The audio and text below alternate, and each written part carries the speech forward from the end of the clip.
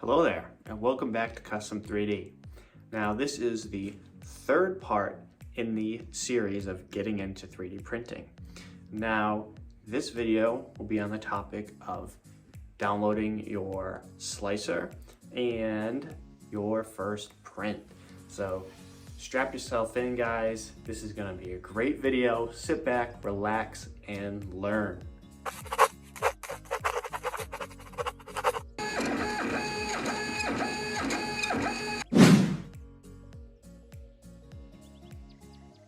Now, the slicer that I'm going to be teaching you how to use today is called Ultimaker Cura. You can go onto Ultimaker's website, which will be linked in the description below, to download this slicer. This slicer is perfect to get into 3D printing because it is so ridiculously easy to set up and start using. It really streamlines the process, and if you're getting into 3D printing, use this slicer. There are other types of slicers out there that either cost money or are good for, that particular brand's printer. But Ultimaker Cura is used across the board by thousands of 3D printer users and is widely accepted for being a great slicer. Alrighty, after you have downloaded Ultimaker Cura, you're going to want to set up a printer, and that'll bring you to this selection in the top left corner under the title. You click on that and you press Add Printer. Now, CR10 Mini does not have Wi-Fi printing, so you go to Add Non-Networked Printer, and you'll see that Ultimaker has provided a lot of different printers, but from a bunch of different companies. So we're just going to scroll down to Creality, and then as you can see here, we have Creality CR10 Mini. Select that and press Add. Now it'll bring you to this next page, and this just gives you all the information on the printer. This G code down here basically just is a code before you start a print. It tells the printer to home, and then basically draw a line on the side of the print, and we'll get into that more when we do our first print. And then the end one, which is just going up to a safe spot after the print has finished. Gives you all your XYZ build volumes, a plate size, heated bed, and the G-code flavor, which is basically just the software embedded to the CR10 Mini. So now we click Next, and we have a CR10 Mini build plate here. So as you can see here, I have a lot of different printers, so this is just the third one I have set up, but I have 3, and you don't need to set up different ones. If you have 3 different CR10 Minis, you can use the same profile for all 3. So that's basically how you get initiated with your printer on Ultimaker Cura. Alrighty, so the second part I want to go over after you have initiated your printer onto your slicer is I'd like to bring your attention to this top part of the screen here where it says generic PLA and 0.4 millimeter nozzle. So basically, this is where you create your profiles for your material and your nozzle. So if you're not too familiar with materials in 3D printing, there isn't just one type of material. There's a whole range of different types. But the CR10 Mini really can only print in PLA, PETG, and TPU. So as you can see here, I have some presets here. So basically you can go in and change settings on this menu, and we'll go over that after this, but I just wanted to introduce this bar to you. And then nozzle size. So your printer comes stock with a 0.4 millimeter nozzle, and you can downgrade that for higher detail, or you can get a bigger nozzle for lower detail and stronger parts. So that's sort of this bar right here, and that's really basic, and we'll go more in depth over this later on. But now let's move on to this. So this menu is where all the magic happens. As you can see, you have your infill rating and some other information up here, your quality with your layer height. So if we go here, we can see all these different profiles. And all these different profiles basically determine how good you want your print to be. And these are all preset, these first 4 up here. These are the ones that I have created for different items that I print on a constant basis. And you can do that, it's very easy. But you can see that we have our super quality, and that's 0.12 millimeter layer heights. So the lower the layer heights, the higher the quality, but weaker the item. And higher layer heights is the lower the quality, but the stronger the item. Because, you know, the less layer heights, the less layers you have, the, you know, the less points you have to break on your part. So yeah, so that's basically this first menu. So now let's go and create a custom profile. So to do that, basically we can go in and change here these items. So, but before we do that, let's go and add a print. So to add a file, an STL file, you just go up here to your folder, and I have a bunch of different files here, but just for you know, demonstration purposes, I'm going to do this origami rabbit. So we have our rabbit here, and it is now inserted. So if we click on it, we're going to go to this left side where we can see we can move the item. As you can see, we can move it anywhere on the build plate. We can scale it up. We can scale it down. And we can rotate it. And then over here we have some support items.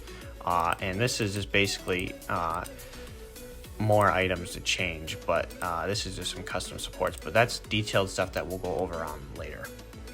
So now that we have our item imported into the printer, we can go over here and change some settings. So based off of my educated opinion, this is something that doesn't need super detail, because you can see it's just a bunch of triangles and it doesn't have a lot of contours that need to be highly detailed.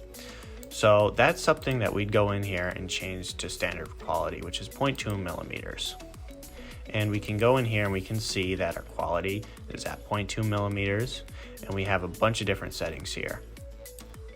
And then, so that's just layer heights. Quality is layer heights. You can go in here and your initial layer height is just the first layer that goes down. And sometimes you'll have this more or less, but just for this purpose, we're going to keep it at the standard here. So now if we go down to the next menu of shell, that's just basically the thicknesses of the wall and the shell of the item. So as you can see here, we have 0.8 millimeters, and since it's 0.8 and we have a 0.4 millimeter nozzle, that means that it will go around twice and create 2 walls. As you can see here, wall line count is 2, and if we add 3, it will basically rid that and just make it 3 walls. But if we go back to 2, or we can change this one to 1, and you know, it can change the wall thickness, but we're going to leave that at 0.8. So that's shell in a nutshell, pun intended. And there's a lot of other stuff that we can go into detail about, but we'll worry about that later. Just the basics today. So infill is very important. Now, obviously, at 0%, you will have a completely hollow item. Or at 100%, you'll have a completely solid item. And most of the time, people go between 20 and 30%, depending on the item, but 20% is perfect for this. And then we can go in and change our infill pattern. We have a bunch of different items here, but usually cubic is the best one, just because it's a simple and really easy item to go in. So yeah. All right, so material. This is where we change the temperature. So since we're printing in PLA, I usually like to go to 210 degrees Celsius and 60 degrees on the bed and 210 at the nozzle.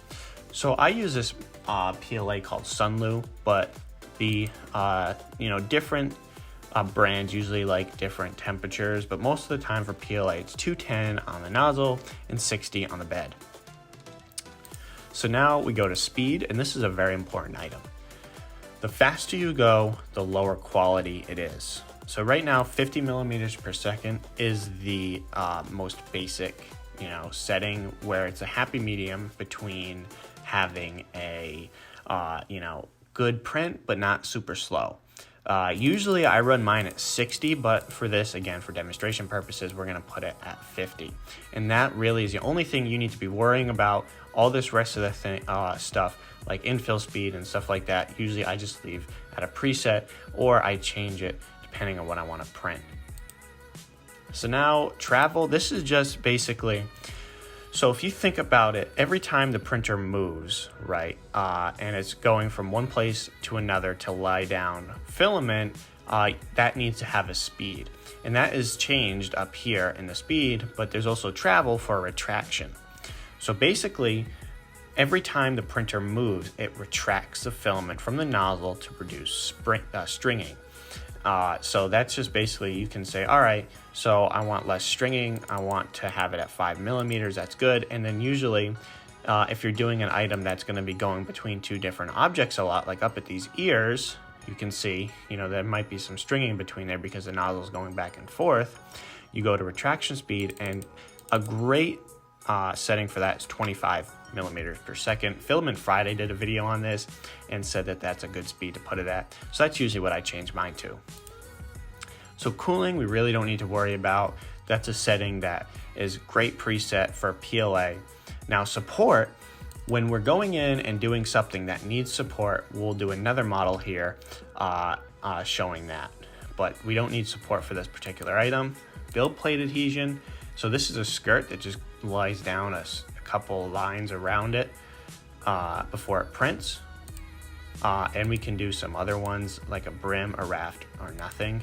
But then the rest of these we really don't need to worry about for this item. So we're just gonna go ahead and select slice now. And so we're looking at 2.5 hours roughly. And you can go in and change the price of your material and everything like that as well. But let's just go to preview at the top here. And now we can see what the item is gonna look like when it's printed. So build plate adhesion, we can see the skirt. That's what a skirt looks like going around. And if we make our way to the right side of the screen, we can see that there is this selector here, and we can drag it down. So if we look inside the rabbit here, we can see all these grid patterns. And this is the infill at 20%. So that's basically just the infill, and then we can go all the way down, and we can see that it's a solid layer at the top and a solid layer at the bottom. So, and now if I just wanted to show you, if we go in here and change build plate adhesion again to show you what a brim would look like. Usually when we're doing items that are really skinny, we put a brim around it so that it makes it easier to stick to the bed. This is very important for small items that would have trouble adhering, and if they're tall and skinny items, like a pipe or something like that, or a cylinder. But then we can see what a raft looks like, and this is something that I rarely use on the CR10 Mini. This is something that you'll see on a lot of printers that don't have heated beds and need that extra layer to adhere to. But I never use this on this printer because simply it doesn't need it. Usually I just use glue to help stick to the bed. So now we have our item here. And after this, we'll just save it to our removable drive and eject the file. And this makes our way to the printer. All right, so to start off, let's get our filament here. Undo it. This is a Sunlu filament. This is for sale on my website actually. And you can go ahead and buy it on there if you'd like, or buy filament from Matter Hackers. Great company. So you want to make sure that when you snip your filament, it is on a point here. And these come with your printer as well. So we take our filament, put it on a spool holder, and I like to do it from the down position like this. Just because, I'm not doing a bunch of tall prints, so I just do it like this. And then you want to squeeze your extruder assembly here. Just push it on through.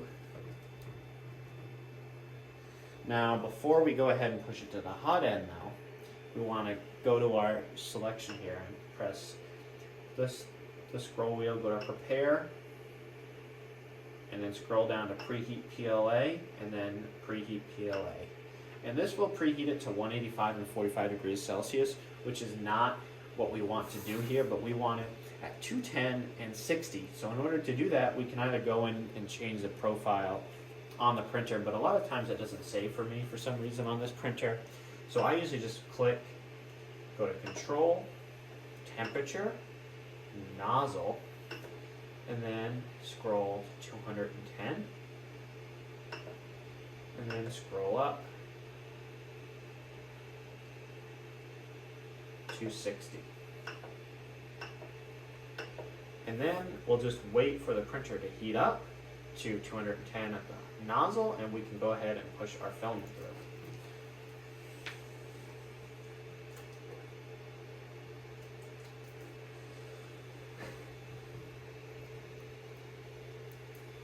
And by the way, before this, you should have already leveled your bed through the four corners, and I'll go ahead and show you how to do this. So we want to go to Prepare, Auto Home,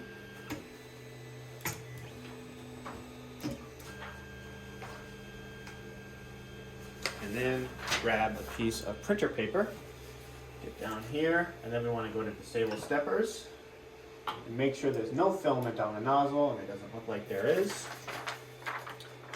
So then we just slide the piece of paper underneath here, turning the dial down here until we get slight resistance between the bed and a piece of paper. So we go ahead and do that on all four corners. That one's good. I've already pre-leveled the bed. Oh, this one seems like it's a little off, so we just want to go up slightly. Just like that. And then here. This one needs to go down a little bit. Now, ideally, you want to do this before you've heated up the bed, but it's all right for this purpose. Heated up the nozzle, but right now we're good. So now what we want to do is we want to push some filament out. So to get it up, I just usually turn the Z-axis like this since we've disabled the steppers. And I've printed this part to make it easier to turn the filament, but really all we need to do is pull the extruder again and then push the filament through and see that it just came out at the nozzle. And then use our snips, clean it out, and you'll get a nice little bit of filament there. So our next step will be to start the print. And before we do that, I have some washable Elmer's glue that works great. So we just turn it here and get a little bit of glue on there, not too much. Then we go to Print from TF, refresh, and then we can see Origami Rabbit on here, and there we go. So we're at 250 on here, and I forgot to change the temperature on the profile when we sliced it, but that's all right. So now we just wait. Now this print is going to take about 2.5 hours. So through the magic of television, I'm going to snap my fingers and it'll be done. Oh, and by the way, I forgot to mention, while it's printing the first layer, you want to be like a hawk, watching this and making sure that it's sticking fine. It's doing the skirt at first, and then it's going to start doing the actual print. So this isn't great for the actual video, but this is a great learning experience for you guys. This did not finish correctly. The print actually messed up. It came unstuck about a quarter of the way through. Now when this happens, and if you're there, you should probably stop it, but I let it go and I didn't see it until I got back. And as you can see, it's quite a mess. And when you get a successful print, this bunny is supposed to look like this, beautiful and white. So this is not supposed to look like this, it's supposed to look like this, as I have already mentioned. So basically, just to clean this up, just clear your nozzle off, and if you're lucky, your nozzle won't have that much on, as mine doesn't. And then you can either keep this to use at a later date, or as a trophy as your first failed print, but you can do what I do and just recycle it. So yeah, just go ahead and throw this out if you don't want it. But as you can see, this bunny came out amazing with some slight stringing on the top there, but 0.2 millimeter layer heights, 20% infill, 50 millimeters per second. This is the second one that I printed, just came out really nice. Really nice. So this is really what the printer is capable of and much more. Now, also here's a quick tip. When you're pulling out your filament, make sure to squeeze and push it through slightly so that a little bit comes out and then pull it out. That's what she said. And that prevents you from ripping it. And you can see at the end there, you can see the little clump. See that little bump right there? And that can sometimes get stuck and it won't be good for the printer. But once your print is done and you use a spatula usually to remove it, you're all good and you've done your first print. So congratulations on that. So you've just completed your first print. Now, what are some of the things that you can do with this wonderful CR10 Mini? Well, let me show you. As you can see, I have a wonderful vase here, as the Europeans say it, and this was printed with a 0.8 millimeter nozzle at 0.4 millimeter layer heights. So that's something you have to do. You have to get new nozzles. This is something that this printer is very much capable of. Also, this lightsaber, great file that I found in Thingiverse, along with this great fantasy castle. You should also print is something called a lithophane. Great gifts for Christmas, birthdays, whatever. Just amazing gifts to give out, and that's what this looks like. It's just a slab of plastic. This is just an example I have. It's a football, but it's kind of hard to see on camera. With that, I'm going to end today's video, and I really hope you learned something today and enjoyed the tour of Ultimaker Cura and your first print. And I hope that you buy more 3D printers because they're quite addictive once you start getting into them.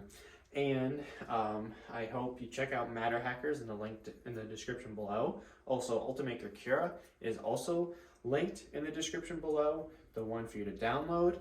And all my social links are in the description. Check them out, make sure to like, and ask any questions in the comments below, and I will try to get back to you. So thanks guys, and I'll see you in the next one.